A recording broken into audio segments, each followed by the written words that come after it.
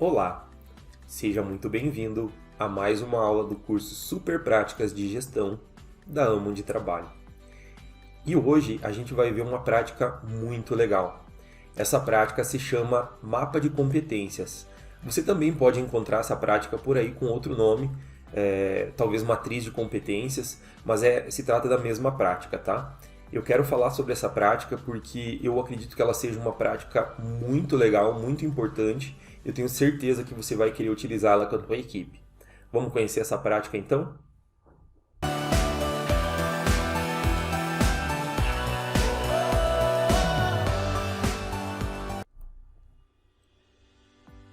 O que é mapa de competências então, né? Bom, eu utilizo o mapa de competências para duas situações específicas. A primeira é quando a gente vai iniciar um projeto. Eu vou falar mais sobre isso na sequência, mas a gente pode utilizar o mapa de competências para entender se a nossa equipe possui todas as necessidades para realizar aquele projeto. Isso tanto com relação às suas aptidões técnicas, quanto também às suas aptidões pessoais, tá?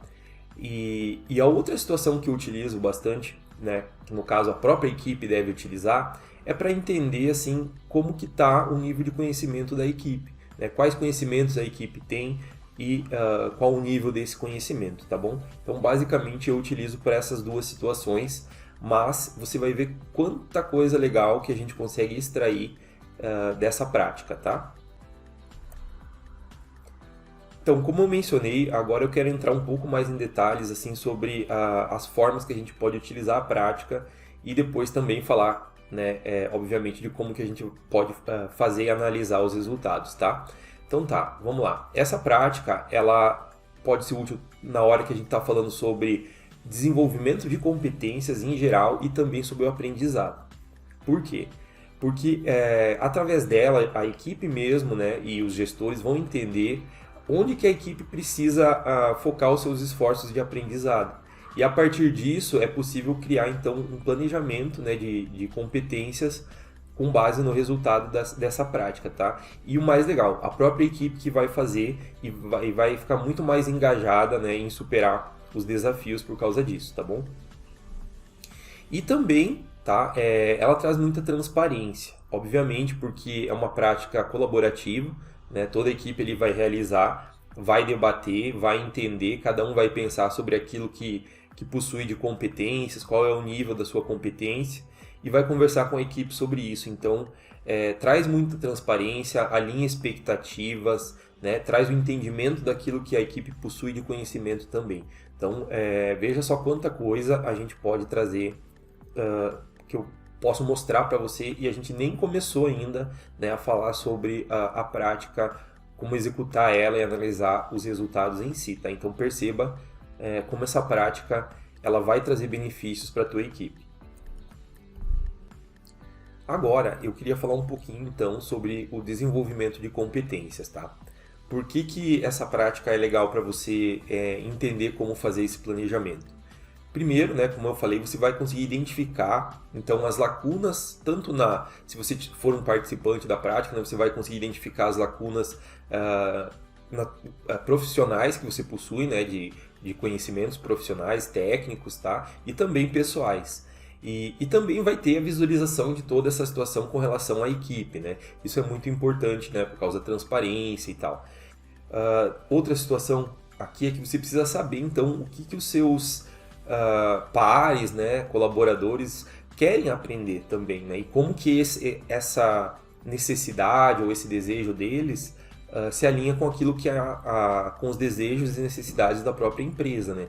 Não adianta, eu já passei por várias situações assim onde o colaborador ele queria aprender, ele buscava conhecimento, né, o que é muito bom. Então ele estava ali sempre buscando conhecimento, só que ele somente buscava conhecimento em coisas que a empresa não iria utilizar, que a equipe não ia utilizar. Então esse tipo de busca por conhecimento, ela pode ser feita, obviamente, pelos colaboradores, né, no seu tempo livre, mas dentro da empresa, né, ou em capacitações que a empresa propõe, digamos assim, elas precisam estar alinhadas com aquilo que a empresa busca, né? Então nesse caso aqui, ele vai ajudar bastante com isso, para a gente entender se aquilo que o colaborador quer aprender está alinhado com aquilo que a empresa precisa e buscar ali pelo menos um meio termo, né? Uma situação onde as duas partes fiquem satisfeitas com a busca pelo aprendizado, tá? E essa prática, a segunda forma então de trabalho dela, que é a forma que é mais utilizada então a gente tem uma equipe e a gente vai começar um projeto, certo?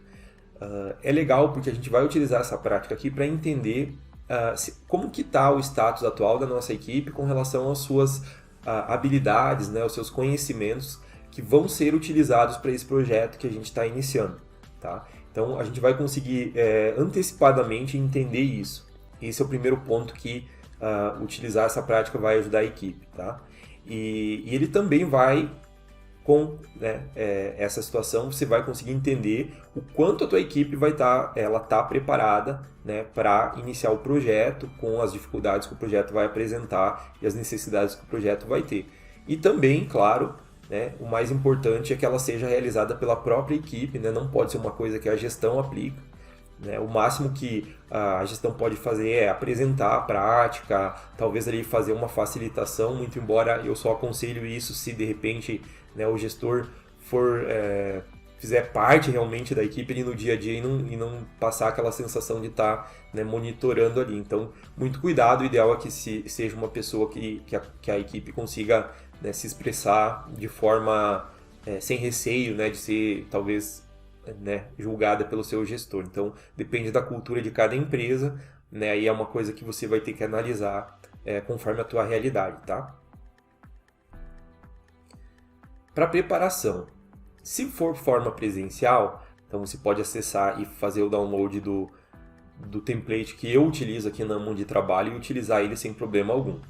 Mas para a tua equipe, você vai precisar disponibilizar ou canetas, né, para o pessoal circular ali de acordo com a cor, né, necessária, desenhar o círculo, ou você disponibiliza esses adesivos em formato de círculo coloridos aqui que você encontra facilmente, né, por aí. E qualquer um serve, tá? O importante aqui é a prática e o resultado em si. Se você tiver os adesivos é legal porque a equipe se engaja um pouco mais, mas com as canetas também não teria problema algum de se fazer, tá bom?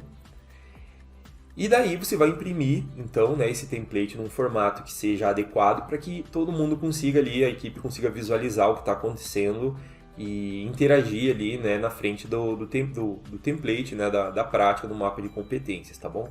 Eu utilizo talvez ali um tamanho de papel A2, já seja suficiente para você, né, mas pode ser também, né, um tamanho diferente. E você também pode até desenhar, né, em qualquer quadro que você tiver disponível de repente ali e utilizar post-its coloridos para colocar no quadro as habilidades, tá? E as necessidades, sem problema nenhum. Então, o primeiro passo, caso você esteja desenhando, né, seria criar ali a nossa matriz de competências, o nosso mapa de competências, nesse formato, onde você vai ter ali uma linha para cada necessidade ou habilidade, né, que o projeto vai necessitar, e uma coluna para cada um dos participantes do time. Então, perceba que é uma coisa bem simples, você mesmo pode desenhar num quadro ou você pode utilizar o nosso template, como eu falei, tá? Agora, vamos falar um pouquinho sobre a questão das habilidades, tá? Primeiro, isso é bem importante, porque como essa prática é feita de forma colaborativa, você vai ter a conversa dos integrantes do time, né?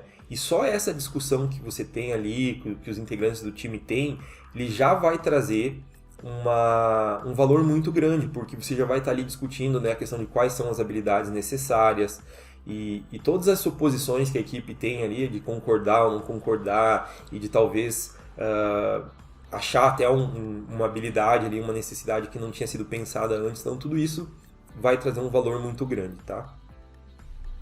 E agora eu queria falar também então sobre quais os tipos de habilidades, né, que a gente pode colocar ali no mapa, tá?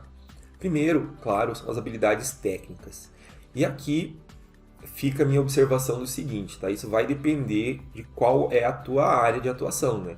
Uma habilidade técnica, ela pode ser até desde fazer, por exemplo, um código, né? Realizar a programação de um software em Java, por exemplo, até preparar um cappuccino, como eu coloquei aqui no exemplo, né? ou fazer uma arte num Photoshop. Então depende muito da tua área, né? Entenda que aqui a habilidade técnica é aquilo que o colaborador vai ter que realmente fazer como atividade, tá? E você também pode colocar habilidades pessoais, que é aquilo que você vai entender de acordo com o projeto também, né, o que é necessário. Às vezes o projeto ali tem um contato direto com o cliente, então você vai ter que ter habilidades pessoais de comunicação, né, talvez. Isso vai depender muito da situação que você tiver. Mas você vai colocar então tanto os soft skills, que a gente chama, né, que seriam as habilidades pessoais, que eu trouxe até aqui um resuminho para a gente entender a diferença, então, e os hard skills, que são as habilidades técnicas. Perceba o seguinte, então, nas habilidades pessoais ali, ou soft skills, né, é o que a gente normalmente não coloca no currículo, né, que é aquilo que a gente tem de habilidade pessoal e aptidões mentais, emocionais e sociais, que a gente normalmente não descreve, né, num currículo, por exemplo. E elas são facilmente qualificáveis. E os hard skills, então, que são as habilidades técnicas, é o que normalmente a gente coloca no currículo como experiência, né? Que são aptidões técnicas, as certificações que a gente tirou, as nossas qualificações, e elas são facilmente quantificáveis, tá? Então, essa que é a diferença. E você pode colocar os dois. Isso inclui, claro, ferramentas, né? Tecnologias, processos, práticas, frameworks. Tudo que você entender que você vai precisar para realizar aquele projeto deve estar aqui no mapa de competências, tá? Só que, né, e aí tem esse porém que eu quero trazer para você. Não adianta nada você ter ali um quadro, um mapa de competências com 30 habilidades, tá? Porque isso só vai gerar um esforço muito grande para você fazer e vai acabar dificultando a visualização também. Então, eu indico o seguinte, mantenha um máximo de 10 habilidades, tá? E, se necessário, divida, né? Faça 2 mapas de competências, um somente com as habilidades técnicas, né? E o outro com as habilidades pessoais, tá? Um com os hard skills e outro com soft skills, com cada um com mais ou menos ali 10 habilidades, tá? Então, você vai conseguir ali manter um tamanho que seja bom o suficiente para que a equipe consiga visualizar, debater de uma forma que traga benefício para todo mundo, tá? E também, quando a gente fala do mapa de competências, não se preocupe que logo a gente vai entrar em detalhes sobre isso, mas a gente também vai ter os níveis dessa competência. Nosso objetivo aqui é trazer um entendimento, né? Trazer um raciocínio, um pensamento individual sobre quais são os nossos conhecimentos, né? Aquilo que a gente realmente aprendeu durante a nossa carreira e tentar entender qual mais ou menos que é o nível desse conhecimento. E a gente sabe que isso é muito subjetivo. Então, eu vou trazer aqui um exemplo, mas você pode utilizar, né, o grading, né, ou a forma de avaliação que você quiser ali com a quantidade de níveis que você achar suficiente. Mas eu vou trazer algumas dicas aqui, tá? Então, depois de você identificar quais são as áreas de necessidade ali do projeto, você vai precisar definir os níveis de habilidade, né? O que você pretende identificar nessas habilidades sobre a questão do nível que as pessoas têm de conhecimento. Então, você precisa identificar isso, tá? E eu sugiro aqui, para iniciar de uma forma simples, que você utilize 3 cores, digamos assim, cada uma representando uma situação.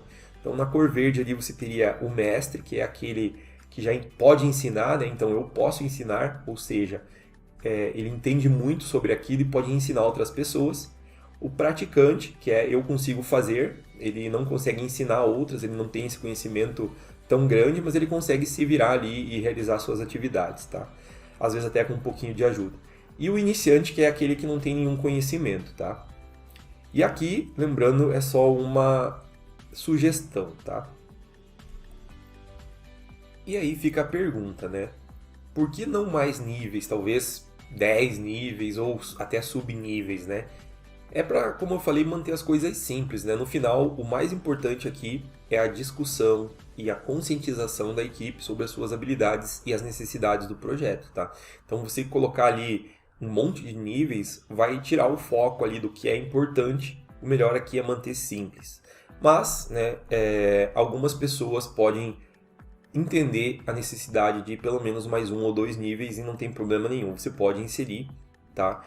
Nesse exemplo que eu trouxe aqui, somente com 3, a gente normalmente assume então que todos são automaticamente iniciantes, né? Ou seja, não sabe o que fazer sobre aquela habilidade, mas de repente você pode entender ali que existe um meio termo, né, entre a pessoa que não sabe nada e aquele que tem algum conhecimento, e você pode inserir um outro nível ali, tanto para cima quanto para baixo, sem problema nenhum, tá bom? Esse é o template que eu utilizo e que vai estar disponibilizado para você baixar e utilizar com a tua equipe. Eu tenho ali então o time, né, onde a gente vai colocar, e qual o projeto que a gente está avaliando as necessidades. Perceba que eu trouxe também aqui apenas 5 linhas, tá? Eu fiz isso de propósito para que sejam colocadas as necessidades mais importantes para o projeto. Mas como eu falei, caso necessário, você pode utilizar 2 mapas, né, um somente para os hard skills, habilidades técnicas, e um para os soft skills, né, habilidades pessoais, tá? Então agora a gente vai ter que pensar o seguinte: a gente tem ali as necessidades, veja no exemplo aqui que eu coloquei que no meu projeto, por exemplo, eu vou precisar, né, do conhecimento do modelo AMON de trabalho, conhecimento em Kanban, didática e facilitação, OKRs e gestão 3.0. Tá? Então eu tenho aqui 5 necessidades muito importantes para o meu projeto que eu preciso entender se a equipe tem esses conhecimentos ou não.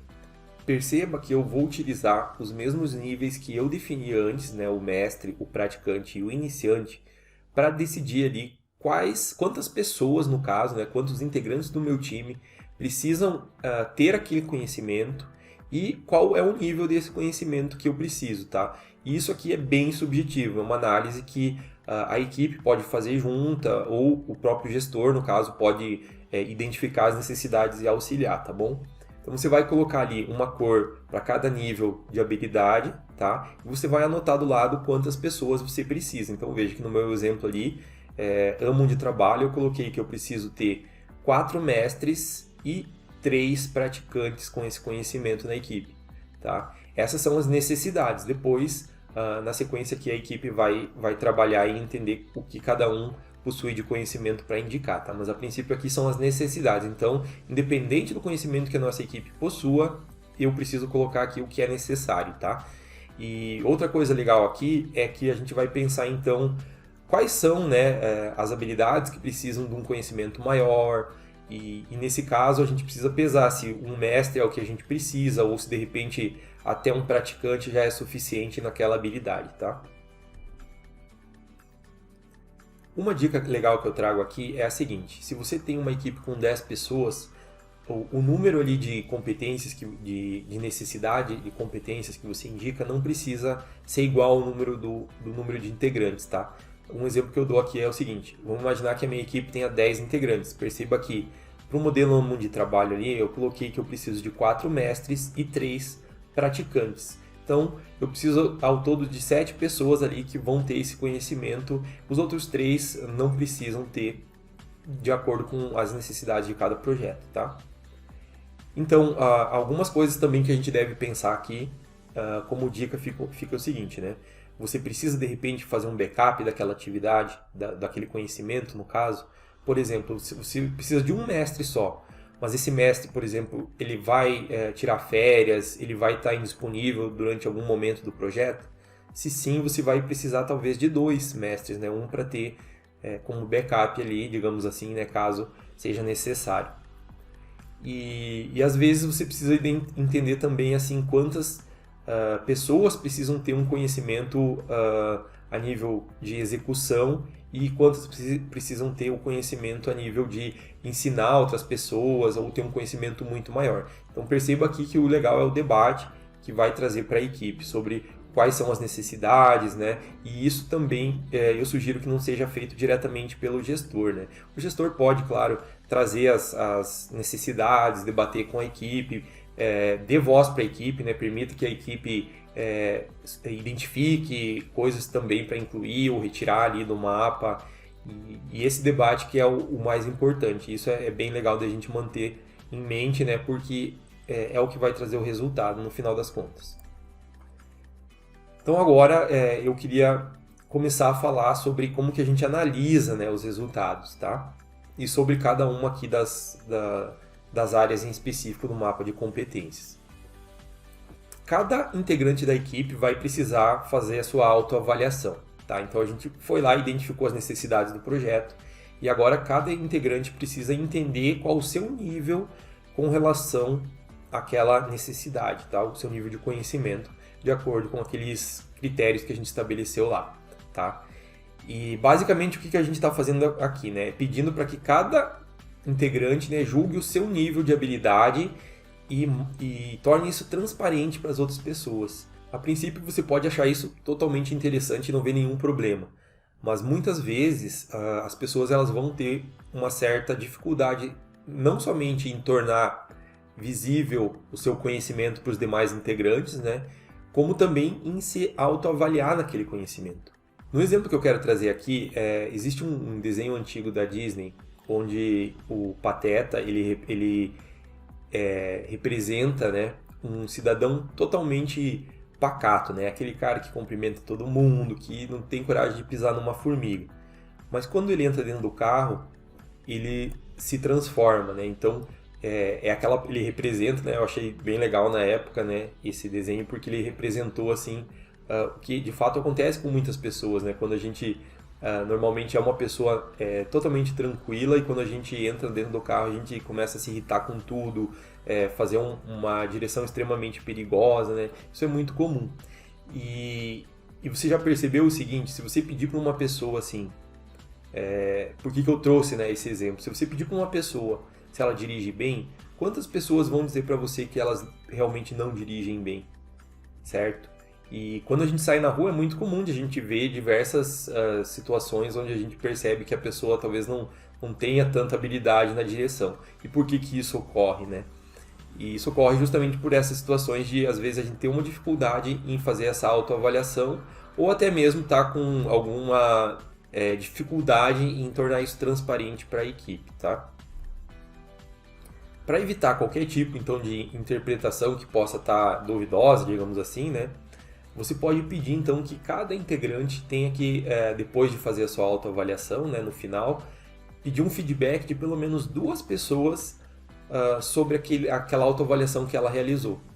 E dessa forma ela vai ter o feedback e vai ver se realmente ela se autoavaliou de forma correta ou se de repente ela não conseguiu, né, ter uma visão para se autoavaliar ali. Isso é normal e é importante a gente fazer isso para que a gente consiga ter um resultado melhor, né, no final do mapa de competências. Então, é simples, cada pessoa vai, faz a sua autoavaliação naquela necessidade e depois pede um feedback para outros 2 integrantes do time ali que conheçam, que tenham um acompanhamento do teu trabalho, né, para te dizer se realmente é aquilo que você colocou, se elas acham que está um pouco acima ou um pouco abaixo. Isso é só uma questão de alinhamento mesmo para ajudar, tá? Então, essa é uma dica que eu dou. E aqui eu trouxe o resultado, então, de um mapa de competências, tá? Do time Conselho Jedi para um projeto de experiência humana, tá? São apenas exemplos aqui que eu estou trazendo. E as necessidades do projeto seriam, então, um modelo de trabalho, Kanban, didática e facilitação, OKRs e gestão 3.0. Então, perceba que cada integrante do time ali, em cada coluna, colocou, né, se autoavaliou de acordo com aquilo que ele identificou de conhecimento sobre aquela necessidade e depois pediu um feedback ali para os colegas e marcou com o seu adesivo ali. E nessa situação aqui, por exemplo, que eu trouxe, a gente já consegue identificar no primeiro caso ali que a gente está muito longe, né, de ter os 4 mestres ali com conhecimento no modelo OMUN de trabalho e os 3 praticantes, né? Então, aqui é um caso que a gente já viu que vai precisar fazer alguma coisa ou não, tá? É uma escolha que a gente vai ter. Então, essa é uma situação que a gente pode resolver, né? Dizer, não, isso é importante, a gente precisa trabalhar. E a gente vai ajudar, então, os membros da equipe, né, a desenvolverem suas habilidades ou criarem, né, um planejamento, ou até mesmo a gente pode contratar um consultor, né, caso a gente não tenha esse conhecimento internamente, né, existem muitas soluções aqui que a gente pode fazer. E uma delas é, inclusive, até não fazer nada, né, sabendo que aquela vai ser uma deficiência da nossa equipe, né, e se de repente não for uma coisa muito crucial para o projeto, a gente pode fazer um planejamento de simplesmente deixar e tentar resolver isso aí depois, ou não resolver, enfim, conforme a necessidade de cada equipe, tá? E claro, a gente precisa também ter um entendimento, né, se as pessoas elas vão querer aprender aquilo, né? Isso é muito importante, a gente não tem como forçar as pessoas a aprenderem alguma coisa, né? Não funciona assim. Então, essa prática é muito legal até para ajudar nessa conversa, tá? Eu espero assim que você tenha gostado bastante de conhecer a prática do mapa de competências ou matriz de competências, né? E que você utilize ela com a tua equipe para entender quais são as necessidades que a equipe está tendo com relação àquilo que está sendo realizado, ou até mesmo para a própria equipe se autoconhecer, né? Entender aquilo que pode oferecer, mesmo não estando relacionado a algum projeto específico, tá? Então fica a critério de quem vai utilizar a prática, mas eu realmente vou indicar para que você utilize quando for começar um projeto ou quando você está montando uma equipe, né? É sempre muito importante a gente ter essa visão e a própria equipe ter essa visão.